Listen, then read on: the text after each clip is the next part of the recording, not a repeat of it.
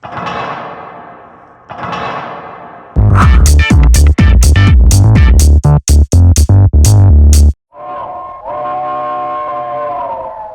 ride the little train that is rolling down the tracks to the junction.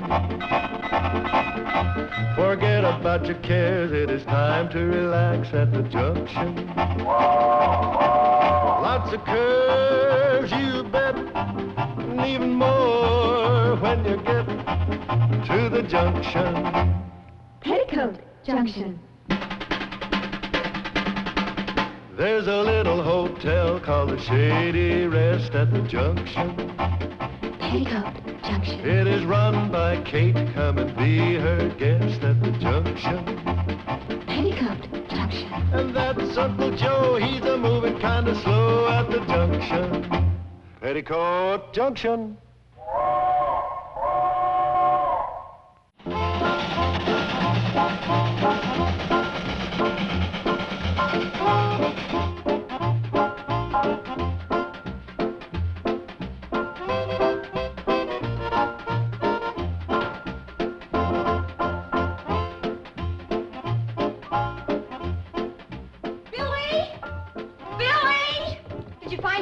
She's not upstairs. She's not in the kitchen either. Well, maybe Betty found her. She's not outside. Well, maybe she went into town. Without telling us? Oh, Mother wouldn't do that. Oh, she's in the cellar. Why didn't we think of it?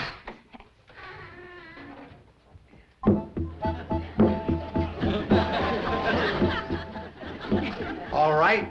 Who hid my Indian? Uncle Joe, we're worried. We can't find Mama. Now you know how I feel when you hide my Indian. Uncle Joe, this is serious. I don't know where We've looked all over the house. All right. Stop chattering like a nest full of baby blue jays. Your ma went to town. She left a note. What does it say? Nothing, just that she went to town. But I'm worried. Me too. So am I. What about? Well, Mom didn't sleep a wink last night. We heard her walking the floor all night long. And she didn't eat a bite of breakfast. I'll bet she's still worried about the train, Uncle Joe. Afraid the railroad's gonna scrap it. Relax. I took care of that railroad man. He wouldn't dare scrap the Hooterville Cannonball. Has anyone heard the train this morning? No, I haven't. I haven't either. Then Mother must still be at the track waiting. Come on, let's go.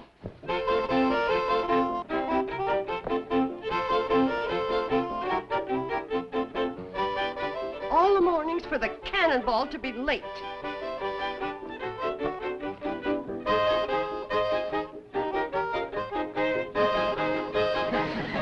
Mother, no! Don't do it! Don't do what? I was listening for the Cannonball. It's 2 hours late. Mother, do you think the railroad has scrapped it? Of course not. There's nothing to worry about. Then why were you awake all night? I was reading. Walking the floor? If I read in bed, I fall asleep. Mother, you're worried about the train. Oh, I am not. Well, you didn't eat a bite of breakfast. Of course I did. I had coffee and buttered train. Toast.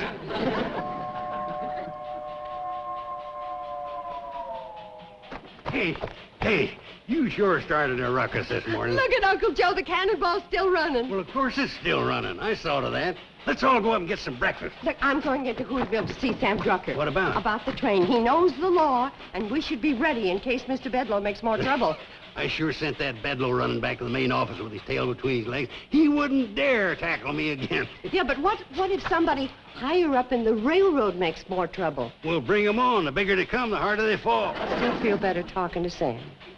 No, you stay here and I'll go. Fighting the railroad's a man's job. Well, I kind of thought you'd get some of those chores done today. What chores? Well, you've been promising to chop some wood and clean out the chicken yard. You know that? I'm fighting the CNFW Railroad single-handed, and she asked me to clean out a chicken yard.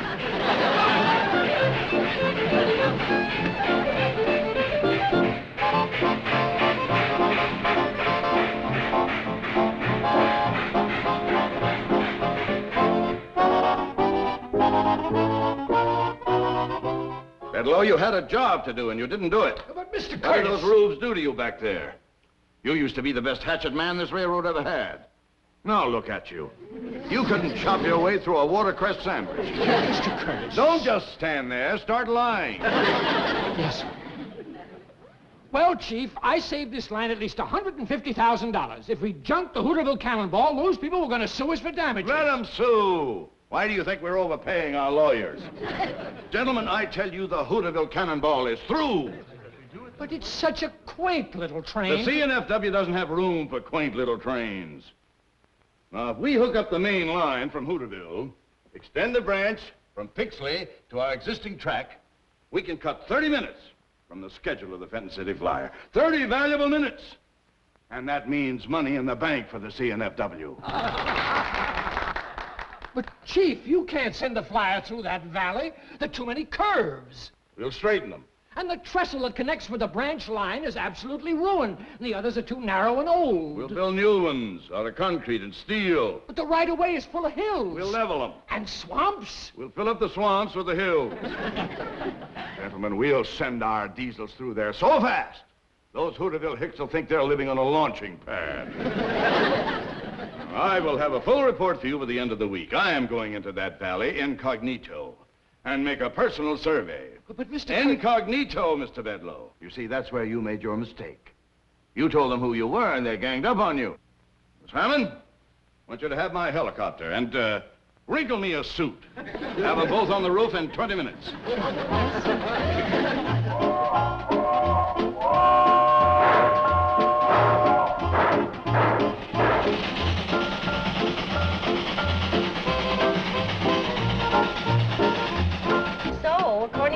Drucker, all we can do right now is lay low and let the railroad make the next move. Sam's a smart fellow. He says to expect trouble, though, especially from the president. Remember how mean Mr. Bedlow was? Honorest man I ever met. Well, from what Sam's heard, the president of this railroad makes Mr. Bedlow look like a Sunday school teacher. Floyd, look. It's a heliocopter. Yeah. What do you suppose that whirly-bug's doing around here? Put me down outside Hooterville. According to the map, I flew right over it, but I didn't see a thing. You just passed the train, so put me down in front of it and I'll flag a ride. Roger.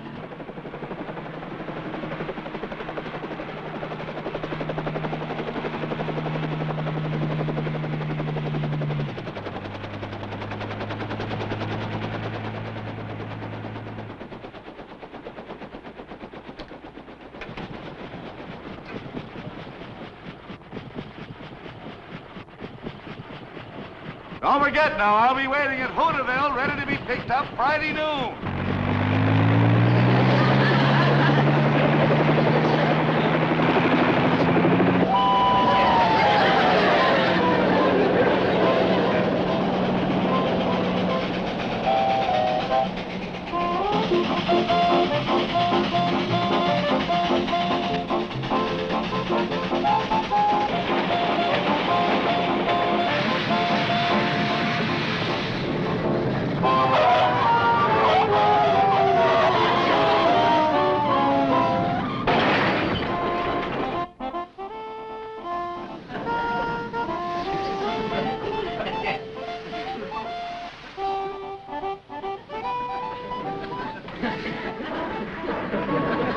Looks like a hobo. Yeah, and he had the nerve to stop the train. Go easy on you. Listen, Kate, it's bad enough for a hobo to hook a ride on the outside, but he'd come inside. Yeah, but the poor fella looks like he's on his last leg, so take it easy, huh? Okay. Hi there. Hello? My name is Kate Bradley. I run the Shady Rest Hotel up the tracks away. And this is Mr. Smoot. Hello, Smoot? It's Mr. Smoot. How far are you figuring on going? End of the line. How much do I owe you?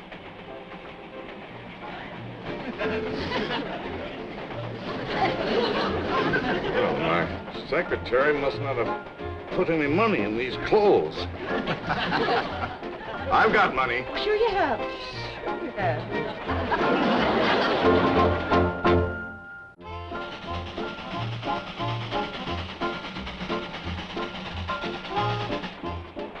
I still want to know what the fare is. You wouldn't know what to charge him, would you, Floyd? No, I wouldn't.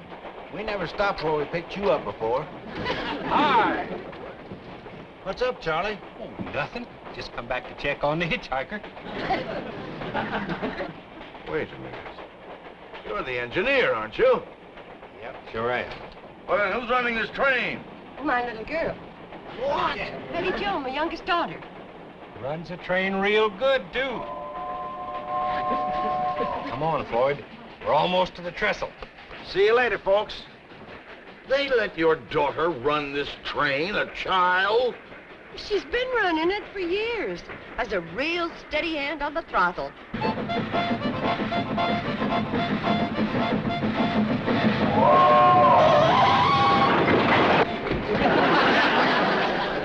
Her braking could stand improvement. What are we stopping here for?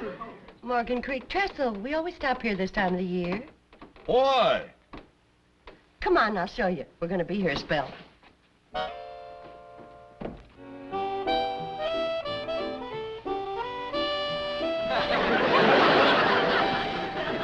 I'm all baited up and ready to go. Dump it in. Fish ain't likely to climb up here begging for it. Quiet, both of you. I think I got me a nibble. Nope, the worm was just stretching. Oh, no. You mean to tell me you stopped this train just to go fishing? We're in no hurry. Well, I am. Let's get this iron rolling. You sure give good orders for a hobo. A hobo? I am Norman P. Curtis, presently a hobo. Well, if you don't intend staying one, there's no shame in it. Would you like to try my pole? Oh, no, thanks. I'm not much of a fisherman. Well, you never know till you try. Go ahead. Well, all right. But I'm not very good at it. Ooh, I wouldn't say that. I think you got something already. Either that or Betty Jo's using a mighty heavy worm. By George, I have. I've got a fish.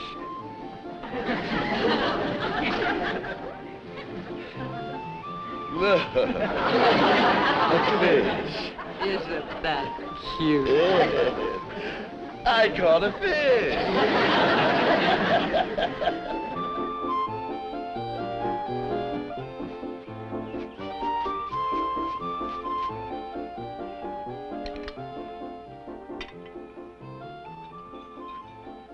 I haven't had a meal like this in years. The way you're glomping it down, you won't need another one for years. I thought those two freeloaders could put it away if you got them backed into a corner. What do you mean, freeloaders? We give value received. Well, all of you ride on our railroad for free. Oh, they do? Well, I'd like to hear more about that later. Yes, Kate and the girls and Uncle Joe and... Here you are, Mr. Curtis. The piece de resistance. Oh, Mrs. Bradley, I don't think I have room for anything more. Oh, you're just being modest. The way you pack it in, you could give stuff and lessons to a silo. You'll have room, all right. Regarde. Poisson a la Curtis. My fish. Where? Right there under that sprig of parsley.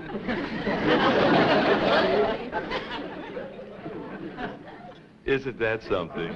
What'd you call it? Poisson. That's French for fish. I've seen heftier looking guppies. This one did lose a little in the translation. Mrs. Bradley, I can't remember... Kate? Oh, Kate, thank you. I can't remember when I've tasted such delectable food. I'm certainly going to miss it. Well, why don't you stay for a few more days? Tomorrow we're going to have ribs. Ribs? Oh, I really would like to stay, but no, I must get on to Pixley. Mr. Curtis, we all get down on our luck sometimes, so Kate. you don't have to be bashful with us. If it's a question of money, we can work something out. Kate. You're very kind. Maybe I will stay on for a while. Kate, could I speak to you for a minute? Well, sure, and just holler when you want dessert. We're going to have gooseberry turnovers. Gooseberry turnovers? Oh, marvelous. My own fish. Maybe I shouldn't have asked her to cook it. Maybe I should have had it mounted. Kate, why'd you have to invite him to stay? Why not? He's a very nice man. Have you seen him eat? He's got more stomachs than a camel. Poor man. Poor us, you mean? Why, he's had everything but the delphiniums Betty Joe painted on the plate. Uncle Joe, I got a feeling about Norman Curtis. His coat may be frazzled, and he may be coming apart at the seams, but underneath it all... He's a tramp. He's a gentleman. I can tell. And you've got no call to whittle on a man just 'cause he's come on hard times. Well, if he don't stop eating, our hard times are going to be asking his hard times to move over. It's our bounden duty to help him. Anybody can tell he's seen better days. Not better eating days.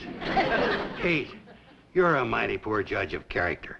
Now, that Norman is a freeloader if I've ever seen one. He's not a freeloader. I ain't seen the color of his money, have you?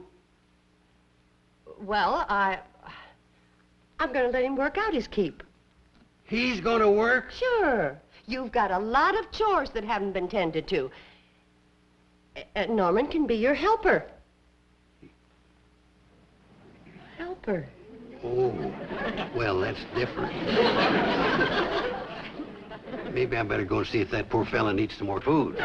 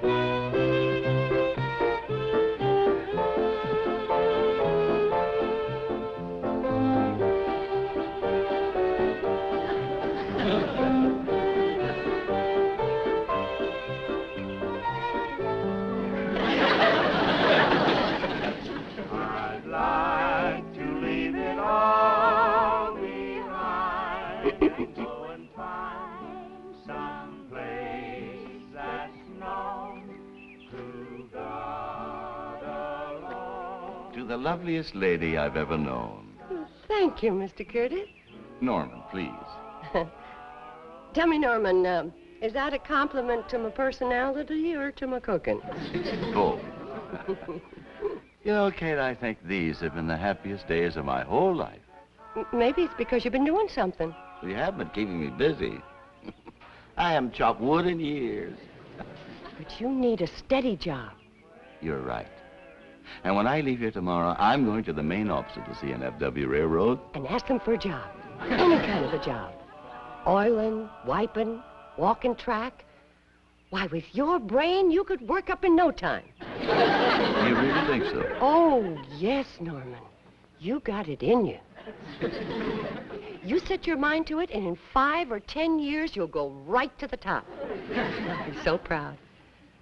I'll point at you and I'll say, that's my friend, Norman Curtis, station master. Well, let's not aim our sights too high. Curtis, any special song you'd like to hear? Yes. How about Apple on a Tree? I don't think we know that one. Billy Joe, do we know Apple on a Tree? No. We don't know that one. Oh, that's the finest song you ever heard. Here, give me that thing.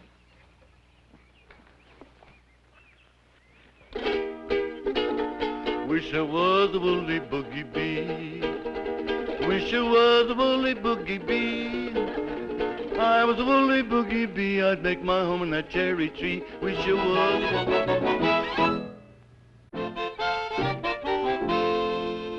Your president did not fire blank cartridges in Hooterville. I did not permit mawkish sentiment to influence my decision. Well, I'm sorry, Chief. I must have been hypnotized. Well, when do we go back to work up there? On what? Well, like you said, to hook up the branch line with the Fenton City Flyer. What are you talking about, Bedlow? We can't send that flyer through that valley. There are too many curves. But you said we'd straighten them. The right-of-way is full of hills. But you said we'd level them. And swamps. That's where you said you'd put the hills. Well, there are too many swamps and not enough hills. And furthermore, the main trestle is completely wrecked. All the others are old and narrow. They're good for nothing but fishing. But you said we'd build new ones out of concrete and steel. What's the matter with you, Bedlow? Are you trying to bankrupt this railroad? Your entire idea of modernizing that branch is unfeasible, ill-advised, and unpatriotic. My idea. Unpatriotic. Gentlemen, I am leaving immediately to try and straighten out the mess created by our ambassador of goodwill, Mr. Bedlow here. I'll have a full report for you by the middle of next week. Or the week after. Well, anyway, I will let you know. Gentlemen, this meeting is adjourned.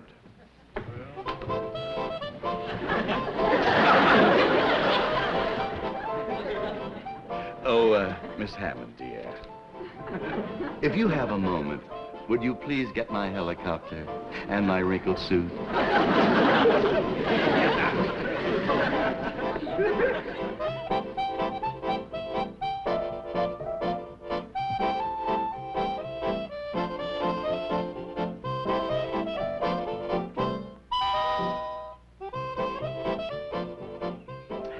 Sure hope Mr. Curtis got that job. What job? At the railroad. Before he left, said he was going to the main office and see about it. Kate, you're the worst judge of character I've ever seen. Nutty Norman is a hobo, born and bred. Those kind of fellas don't want to work. Sure worked hard here, doing your chores. Yeah, I tried to help him make something out of himself. Man just don't take to work the way I do.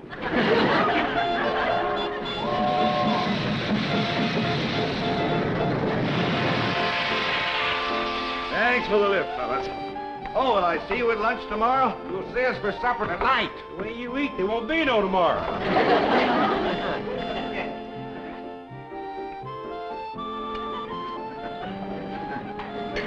You know something? You're the first man I ever seen could get sparks out of a knife and fork. Now, Uncle Joe, leave him be. He feels bad enough not landing that job. Yeah, it's ruined his appetite. Just as well off not getting in with that CNFW outfit. Yeah, I hear they are all a bunch of nuts. That's the case. Nutty Norman ought to be president. Now, that's enough. I do hear they're awful hard-hearted, especially the president. They say he's a terror. Did you get a good look at him when you was up there? Yes, as a matter of fact, I did. What does he look like? Well, he's a pretty good-looking fella. And rather nice when you get to know him. You're as poor a judge of character as Kate. That skunk's trying to scrap our railroad. Oh, well, wait a minute. It isn't altogether that skunk's fault, the president's fault. As a matter of fact, he wants to save your railroad. He does? Yes, he really does, Kate. But you see, he's accountable to a board of directors. And they are accountable to the stockholders and, well, you know stockholders. Well, when the fiscal year terminates, they want those net profit dividends to be commensurate with... Norman. When you try to talk business, you're pathetic. Stick to eating, that's what you do best. You don't sing bad. Speaking of that, let's all go outside and do some singing. We've got a surprise for you, Mr. Curtis. Oh, really? I wish I was a woolly boogie bee. I wish I was a woolly boogie bee. If I was a woolly boogie bee, I would make my home in that old cherry tree. I wish I was a woolly boogie bee. Yeah, doing our song.